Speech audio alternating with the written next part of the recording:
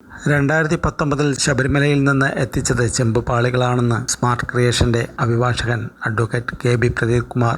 പാളികളിൽ 1 gram സ്വർണം പോലും പൂശിയിരുന്നില്ല. മറ്റ് സ്ഥാപനങ്ങളിൽ നിന്നും സ്വർണം പൂശിയ പാളികൾ വീണ്ടും സ്വർണം പൂശാനായി കമ്പനി സ്വീകരിക്കാറില്ല. 2019 ഉണ്ണികൃഷ്ണൻ പോറ്റി ഉൾപ്പെടെയുള്ളവരാണ് പാളികൾ സ്വർണം പൂശാനായി സ്ഥാപനത്തിലേക്ക് എത്തിച്ചത്. 897 ഗ്രാം സ്വർണമാണ് പൂശാനായി അന്ന് ഉപയോഗിച്ചത്. സ്മാർട്ട് ക്രിയേഷനിൽ എത്തിക്കുമ്പോൾ 47 കിലോയായിരുന്നു ചെമ്പുപാളികളുടെ ഭാരമെന്നും അഭിഭാഷകൻ പറഞ്ഞു. സ്വർണം പൂശിയ പാളികൾ കമ്പനിയിൽ നിന്നും ഏറ്റുവാങ്ങാൻ ഉണ്ണികൃഷ്ണൻ പോറ്റിക്കൊപ്പം ദേവസ്വം ബോർഡ് പ്രതിനിധികൾ ഉൾപ്പെടെ ഉണ്ടായിരുന്നു. 2019 നൽകിയ സ്വർണ്ണപ്പാളിക്ക് മങ്ങലേറ്റതിനാലാണ് വീണ്ടും പൂശി നൽകിയത്. സാധാരണയായി 20 മുതൽ 40 വർഷം വരെയാണ് കമ്പനി വാറണ്ടി നൽകുന്നത്. മാളികപ്പുറത്തും കമ്പനി സ്വർണം പൂശി നൽകിയിരുന്നു.